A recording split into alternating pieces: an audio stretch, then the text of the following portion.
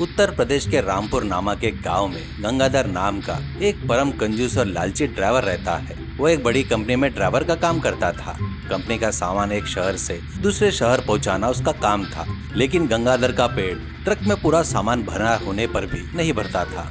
रास्ते में दिखने वाला हर व्यक्ति को, हर एक पोटली को वो ट्रक में बिठा लेता था। एक दिन कंपनी के मैनेजर ने सुरेश ने उसे रंगे हाथ पकड़ लिया। मैनेजर गुस्से से झल्लाते हुए बोला, ए गंगाधर, क्या ये तुम्हारी खुद की शादी की बारात का बहाना है? कंपनी के ट्रक में बकरियां, मुर्गियां ये लोग क्यों है? मैं तुम्हें नौकरी से निकाल रहा हूँ, चलो निकलो यहाँ से। गंगाधर बिना किसी घबराहट के बोला, सर मैं उन्हें मुफ्त में नहीं बिठाया है सर, ट्रक को बैलेंस करने के लिए वजन की जरूरत थी ना, इसलिए बिठाया है। ट्रक अगर खाली जाएगी तो डीजल वेस्ट होगा ना सर। वैसे भी आप जैसे अच्छे मैनेजर को छोड़ने के लिए भी दुखद होता है, मेरे दुख को समझिए सर। लेकिन मैनेजर ने उसकी एक ना सुनी, उसे गर्दन पकड़कर बाहर निकाल दिया। गंगाधर अपने जेब टटोलते हुए वहाँ से चल पड़ा। जाती है तो जाइए बेकार की नौकरी, मेरी ड्राइविंग का टैलेंट कैसा है ये इस गाँव वाले नहीं जानते। इस गंगाधर के टैलेंट को कोई दूसरी और नौकरी मिलेगी, कल ही नई गाड़ी पर बैठूंगा, देख लेना। अगले दिन गंगाधर पासी के दूसरी ट्रांसपोर्ट कंपनी में गया। वहाँ का मैनेजर रमेश बहुत सीधा साधा था। गंगाधर ने अपने चेहरे पर लाचारी का भाव लाया और बोला, सर पुरानी कंपनी के मैनेजर को मेरा टैलेंट देखकर जलन होती थी। मैं दिन में 20-20 घंटे गाड़ी चलाता था तो उसे बर्दाश्त नहीं हुआ और उसने मुझे नौकरी से निकाल दिया। मैं बिना खाए बिना सोए आपकी कंपनी के लिए जीऊंगा सर, मुझे बस एक मौका दीजिए। वो अपनी मीठी मीठी बातें बनाने लगा। रमेश ने उसकी बातों पर भरोसा किया और बोला, ठीक है, हमारे पास एक ओपन टॉप जीप है, उसमें सामान लाद कर पड़ोस वाले टाउन में जाना है, सावधानी से जाना, रास्ते में किसी को मत बिठाना। ऐसा कहकर उसने जीप की चाबियां सौंप दी। गंगाधर जीप में बैठकर और सामान लादकर निकल पड़ा।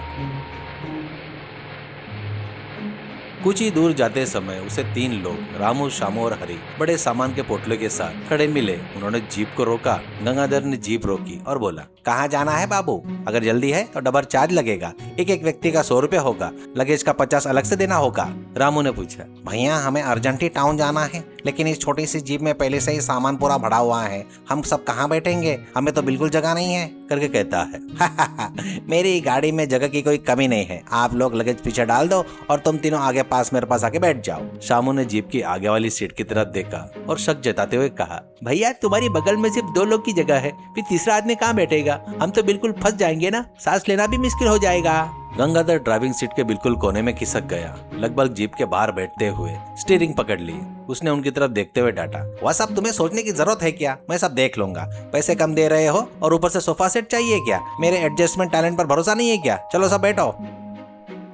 इसके बाद तीनों आगे की सीट पर जैसे तैसे ठसकर बैठ गए। गंगाधर तो अपनी सीट पर था ही नहीं, वह हवा में लटकते हुए स्टीयरिंग पकड़े हुए था। उसने रामू की तरफ देखा और कहा, तुम मेरे पैरों के पास जो क्लच है ना, उस पर अपना पैर रखो, जब मैं कहूँ तब उसे जोर से दबा देना, अपना दिमाग मत चलाना। फिर उसने शामू की तरफ देखा और कहा, तुम बीच वाले गियर राड को कसकर पकड़ लो, जब मैं बदलने के लिए कहूँ तब उसे इधर उधर बदलना, ठीक है? आखिर ने उसने ऊंचे सुनने वाले हरी की तरफ देखकर ऑर्डर किया, तुम उस कोने में ब्रेक पैडल है ना, उस पर अपना पैर रखो, जैसे मैं इमरजेंसी कहूँ तुम दबा देना। ऐसा कहते हुए ऑर्डर देता है। गंगाधर ने खुद एक्सीलेटर पर पैर रखा और गाड़ी तेजी से आगे बढ़ा दिया। जीप सड़क पर दौड़ने लगी। गंगाधर बाहर लटकते हुए चिल्लाया, रामू क्लच दबाओ, शामू दूसरा गियर डालो, स्पीड बढ़ानी है, करके चिल्लाया। लेकिन शामू उसी समय फोन पर अपनी पत्नी से झगड़ा कर रहा था। वो फोन में देखते हुए, मैं मार्केट में ही हूँ, सब्जियां खरीद रहा हूँ, क्या क्लच दबाना है? हाँ दबा दिया ना, तुम झगड़ो मत। ऐसा कहते उसने क्लच छोड़ दिया। जीप अचानक आगे की तरफ उछल पड़ी।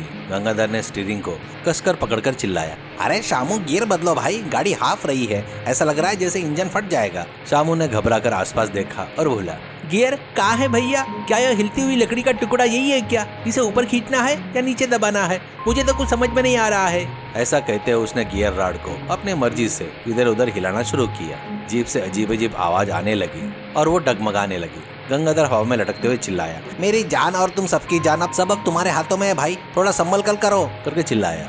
वहाँ बैठे तीनों एक दूसरे को धक्का देते हुए जीप के अंदर ही सर्कस करने लगे। इतने में रास्ते में एक बड़ा गड्ढा दिखाई दिया। गंगाधर ने घबराकर चिल्लाया, अरे ब्रेक दबाओ यार, जोर से ब्रेक दबाओ, आगे गड्ढा है, करके चिल्लाया। लेकिन हरी को थोड़ा ऊंचा सुनाई देता था। उसने अपने कान के पास हाथ रखा और बोला, क्या भैया केक खाने के लिए कह रहे हो क्या? इस जंगल में केक कहाँ मिलेगा, मुझे भूख नहीं लगी है भैया, करके कहता है। गंगाधर ने अपना सिर पीटते हुए गला फाड़ा, केक नहीं रे बाबा, ब्रेक तुम्हारे पैर के नीचे है ना, जोर से दबाओ, करके चिल्लाया। हरी ने हंसते हुए कहा, ओहो, ये है क्या? पहले साफ साफ बताना चाहिए था ना भैया। ऐसा कहते हुए उसने क्लच पर पैर दबा दिया। जीप और भी तेज से गड्ढे को पार करते हुए हवा में उछल गई। सीट पर बैठे चारों लोग एक दूसरे के ऊपर गिरे पड़े। शामू ने गियर रॉड को पकड़कर पीछे की तरफ खींच दिया, जिससे रिवर्स गियर लगने की स्थिति पर आ गई थी। जीप में से धुआं निकलना शुरू हो गया। उसके बावजूद गंगाधर ने एक्सीलेटर नहीं छोड़ा और भाषण देने लगा, कोई घबराओ मत, ड्राइविंग का मतलब ही एक टीम वर्क होता है। सब मिलकर गाड़ी चलाओ, अपनी यूनिटी साबित करो। ऐसा कहते हुए लेक्चर देना शुरू किया।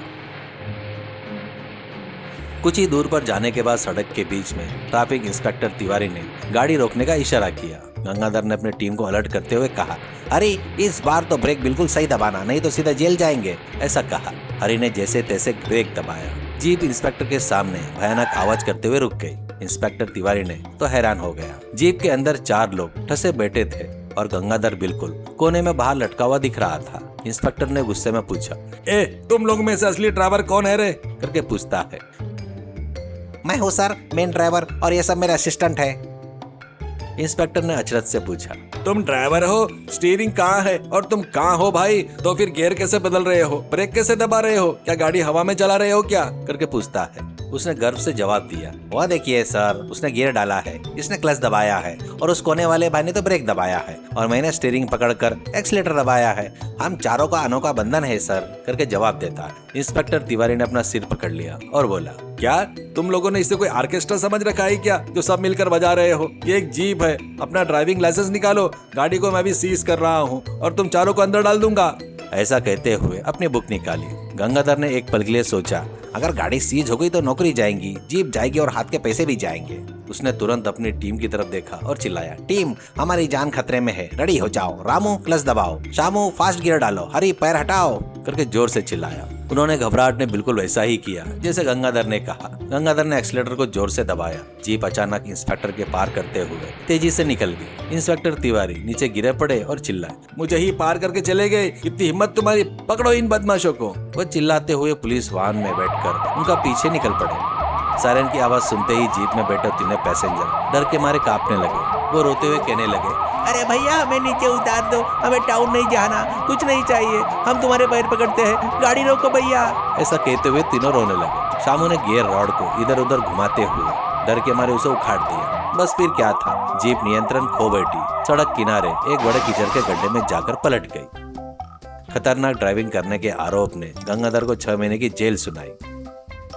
सीख, अत्यधिक लालच और कंजूसी हमेशा नुकसान और खतरे को ही न्योता देती है। किसी भी काम को जिम्मेदारी और नियम के दायरे में रहकर ही करना चाहिए, न कि शॉर्टकट अपनाकर दूसरों की और अपनी जान के साथ खिलवाड़ करना चाहिए।